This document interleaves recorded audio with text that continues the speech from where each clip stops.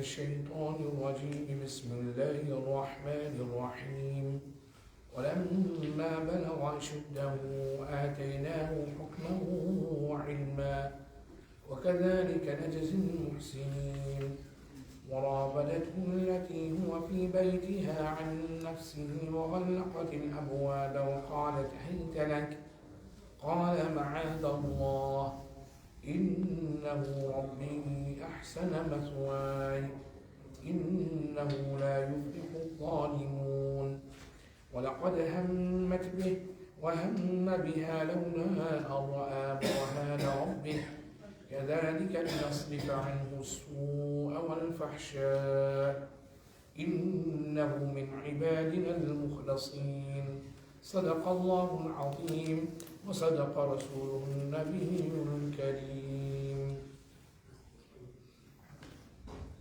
Continuing on the Tafseer of Surah Yusuf, Allah makes the mention that when he came of age, آتيناه حكما وعلما, we granted him wisdom and knowledge. As we grow older, we get more wiser, and the more knowledge we have, alhamdulillah. And thus we are able to take up leadership roles, take up responsibilities.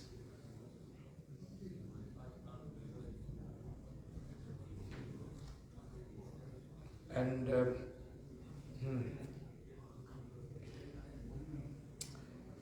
then Allah mentioned, وَكَذَلِكَ نَجْزِي الْمُحْسِنِينَ. In this manner we reward those who do good. It is the system of Allah that whatever good we do, we are always rewarded by Allah subhanahu wa ta'ala. We always see a good outcome. So this system is not just restricted to Yusuf alayhi salatu wasalam, or not just restricted to the prophets, but actually is to anyone that does good. The system of Allah is that that person will be rewarded in that manner as well, and have a good outcome, and will see the benefits of it.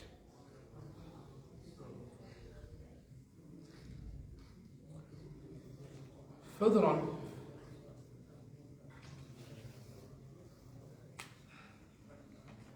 Allah Ta'ala makes a mention, وَرَاوَدَتْهُ الَّتِي وَفِي بَيْتِهَا عَنْ نَفْسِهِ. The woman in whose house he was attempted to seduce him to achieve her objectives. Obviously, Hazrat Yusuf ﷺ was extremely handsome, and therefore the wife of the minister, she could not control herself, and she attempted to seduce him. And she locked the doors and said, وَقَالَتْ هَيْتَ لَكَ, that I'm telling you to come to me.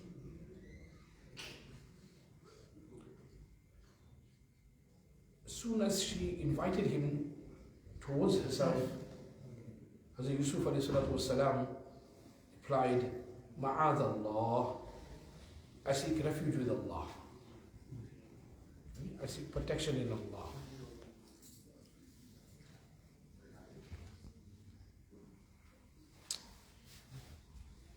And then he makes a mention, Innahu Rabbi ahsana mathwai, that indeed my caretaker has treated me honorably. Meaning, I was in the well, I was taken by the caravan, and then this, when I was being sold, he bought me, he took me to his home, and this is the minister's house, not a normal person's house, and I've been treated with great respect. How could I respond and repay that hospitality in this manner by actually committing adultery? Now here, something worth mentioning is that he could have said to her, it is haram, it's forbidden, I cannot commit adultery, I cannot do this. But he does not make mention of that. What he states is, إِنَّهُ رَبِّي أَحْسَنَ مَثْوَايَ, that my caretaker has treated me honorably. Why? Is because that is no point me mentioning that this is haram, because she's gone past that level now where she didn't have the fear of Allah. So by just saying this is haram is not going to make much of a difference. You know, sometimes they go to such a level where you tell them it's haram, it doesn't make any difference now. They go to another level where just to say something is haram, so stop it, they won't abstain from it. So therefore, he had to make such a statement which will at least make her feel embarrassed. That what am I doing? So what does he say? إِنَّهُ رَبِّي أَحْسَنَ مَثْوَايَ, that my caretaker has treated me honorably. He took me to his own home, granted me shelter, given me respect. This is a minister's home. How could I even think of doing something like that? Meaning, he understood very well that I don't want to be ihsan faramosh. Ihsan faramosh meaning, when someone does a favor upon you, Allahu Akbar, you take advantage of that person, okay? And you don't treat that person good, in a good manner, because although meaning you completely forget all the favors that he has granted you. That is called a person called ihsan faramosh. So how can I be disloyal to that person who's given me so many good things? He has so many favors he's bestowed upon me. I cannot be disloyal and commit adultery with his wife. No way. From this we also learn as well, when someone does us a favor, never forget that favor. And treat them well. Treat them well. Very, very important. Have respect for them. Be loyal to them. You know, when I was in trouble, when I was in need, he came to my support. He came to my assistance. He came to my help. These days are very few who you will find who are ready to support and help. And even saying a good word is great support and help as well.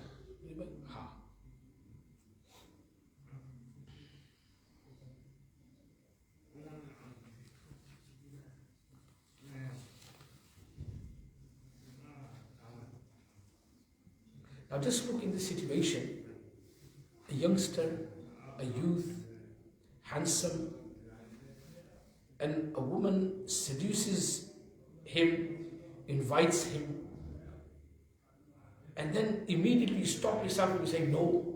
That is a big thing. That is a big thing. That takes a lot of subhanallah, taqwa, fear of Allah and courage. It's easy to say astaghfirullah. But when you're put in that spot, in that particular situation, and there's no one there, you are alone, no one to know, and a woman is inviting you, and at that moment you say no, that is real piety. That is taqwa. That is dindari.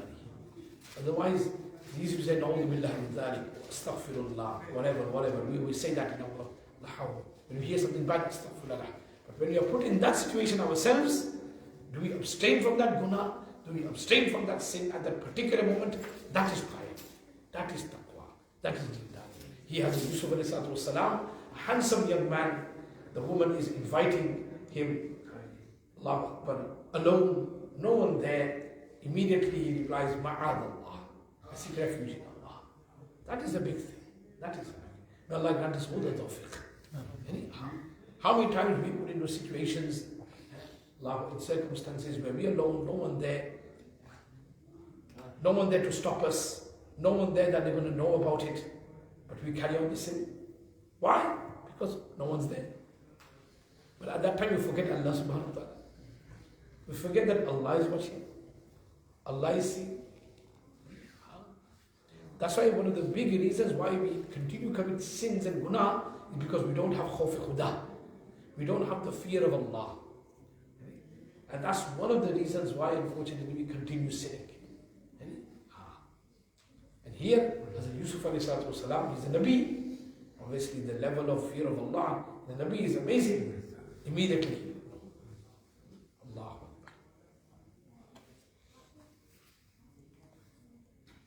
So, when we're in that situation, and then to abstain from guna and sin, that is taqwa. That is taqwa. And look at the words which are being used in the Qur'an. وَرَاوَدَتْهُ الَّتِي هُوَ فِي بَيْتِهِ. The woman in whose house he was. Subhanallah. Meaning, the minister trusted him in his house. That while I'm away, he's alone. His wife is there, but he trusted him. From that we also learn as well, when someone trusts you, don't betray that trust. Okay? Someone trusts you with money, don't betray that trust. Someone trusts in you with their home, don't betray that trust. Very, very important. And that person who do not uphold the trust, he does khiyanat, he deceives, that is a sign of a munafiq and a hypocrite. That's why Prophet mentioned that one of the signs of a hypocrite is either tumina khana, that when amanat is given, trust is given, he betrays that trust. May Allah Ta'ala protect us. So she locks the door and said, come to me, ma'adallah. As Yusuf replies, innahu rabbi ahsana mathwaya. Indeed, my caretaker has treated me honorably. I cannot do that. I cannot do that to him. So many times in our Sunnah, I cannot do that. He's my boss. He's giving me a job. I cannot do this to him. I cannot do this. They're my parents. Their son, their favors upon me. I cannot do that. This is it. Don't ever forget people's favors. إِنَّهُ لَا يُفْلِحُ الظَّالِمُونَ. Surely the oppressors will never succeed. Those people who forget people's favors, and who are ihsan faramosh, then these people will never be successful.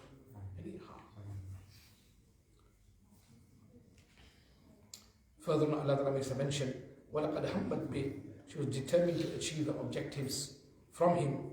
وَهَمَّ بِهَا. And he also would have intended the same. لَوْلَا أَرَّآ بُرْهَانَ رَبِّهِ. Had he not seen the proof of his Rabb, of his Lord. كَذَلِكَ لِنَصْرِفَ عَنْهُ السُّوءَ وَالْفَحْشَاءَ. In this manner, our fate had decreed the matter so that we averted evil and immorality from him. إِنَّهُ مِنْ عِبَادِنَا الْمُخْلَصِينَ. Indeed, he was from our sincere bondsmen, sincere servant. In this verse, he mentioned that she was adamant. وَلَقَدْ هَمَّتْ بِهِ. The word qad has been used to emphasize. She was adamant to achieve objectives from him. She wanted him. But when it came regarding Yusuf alayhi salam, Allah doesn't use the word walaqad, the word is used hamma biha. And he also would have intended the same. Intend the same meaning, what does it mean? Just as normal natural human instincts, when you are being called and invited, the natural human instincts will be respond. It's a human natural instinct. Yes, remember the Anbiya were Anbiya, but they were also humans. So it would be a natural instinct. But because of the proof that which Allah had shown, he rejected it.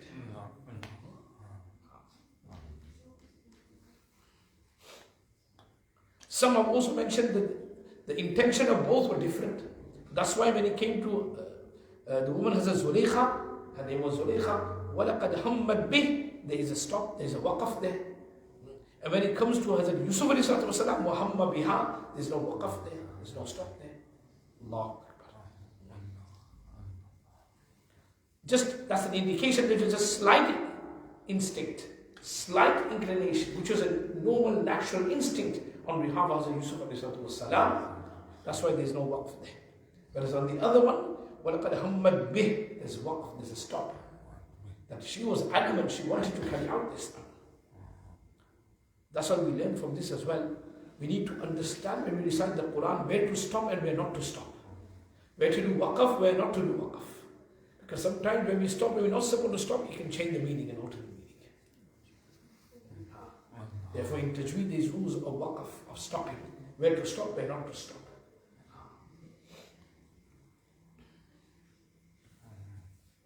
Had he not seen the proof of his Rabb, of his Lord? What was the proof?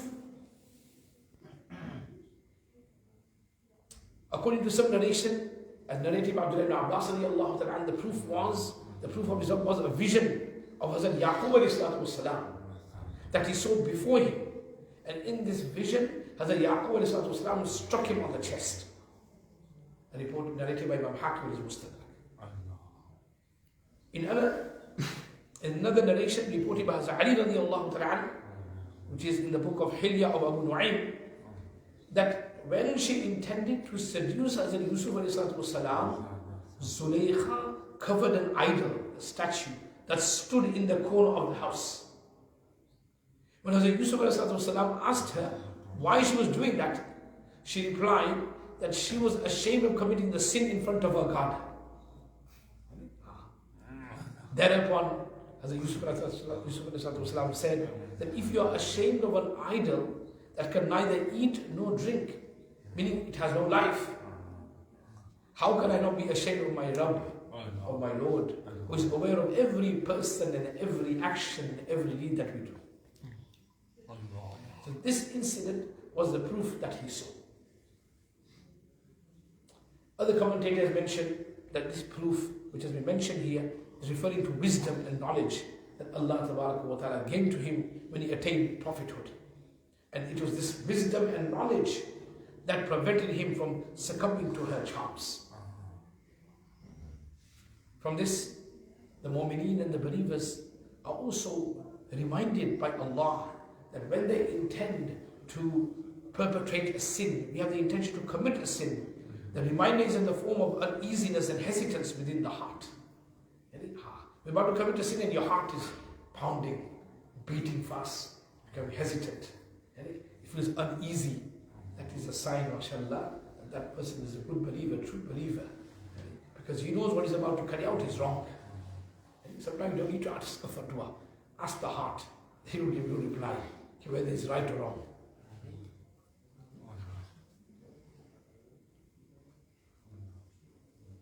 That's why Hazrat Nawas bin Sa'man reports that our Prophet once cited an example to them, that the example was of a straight road having two walls on either side. So straight road and two walls on either side.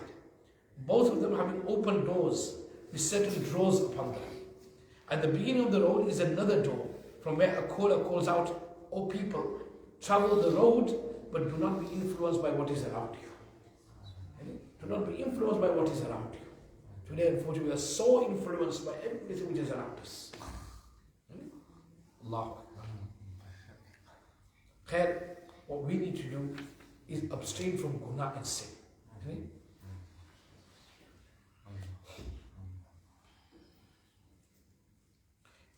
And he mentions here, Prophet then explained that the example of the straight road is that of Islam. And the walls on either side are the limits set by Allah. And the open doors indicate Allah's prohibitions, restrictions laid down by Allah. The call at the beginning of the road is Allah's book. And the call at every door is admonition that is in the heart of every Muslim. Allah. So from this we learn that abstain from guna and sin. Today, one of the biggest issues why we don't get closest to Allah subhanahu wa ta'ala is we are worshipping Allah. Our salah, tilawah, zikr, ibadat, we're performing, we're carrying it out. But on the other hand, we're still committing sins and guna.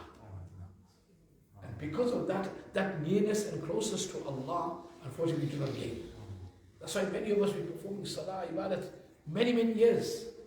But on the other hand, ghibat, hasad, pride, all these guna and sins, it does not bring us close to Allah subhanahu wa ta'ala. In order to gain the true light of iman, ibadat, worship, but at the same time also abstain from guna and sin. But just think about it, this is something which is it's displeasing to Almighty Allah. And I'm not going to displease my Creator, my nourisher, my provider. I'm here to Allah, but be totally obedient to Allah. Where Allah has said do this, I will do. And where Allah Ta'ala has said don't do this, I will abstain from it. And that is where success lies.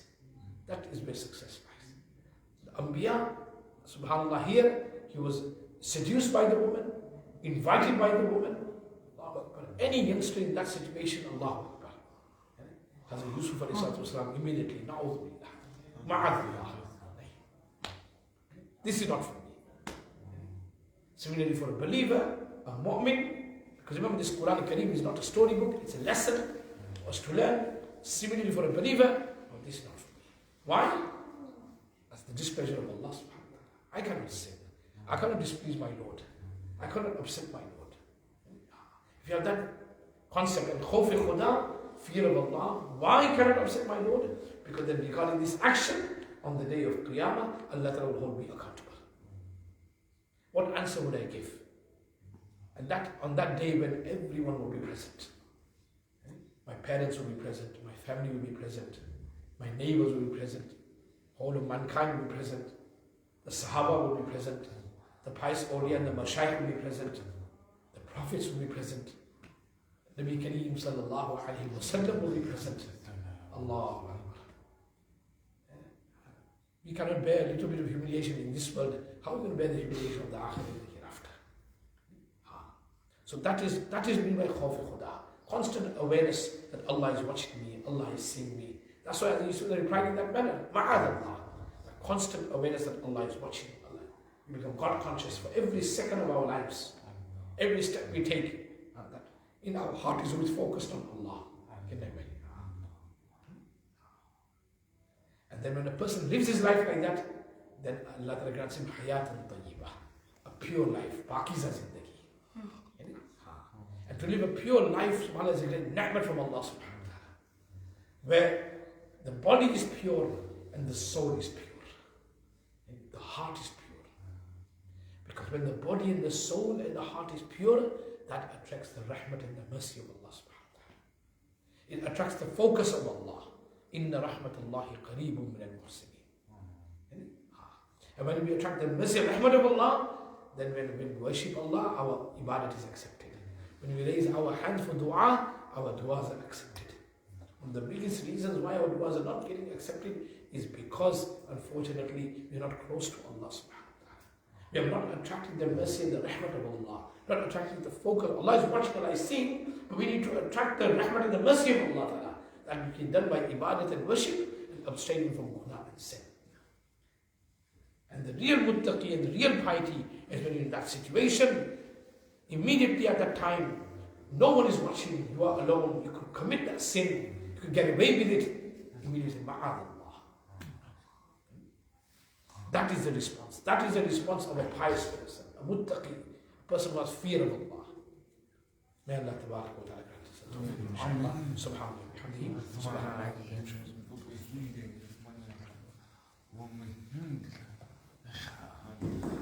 لا إله إلا أنت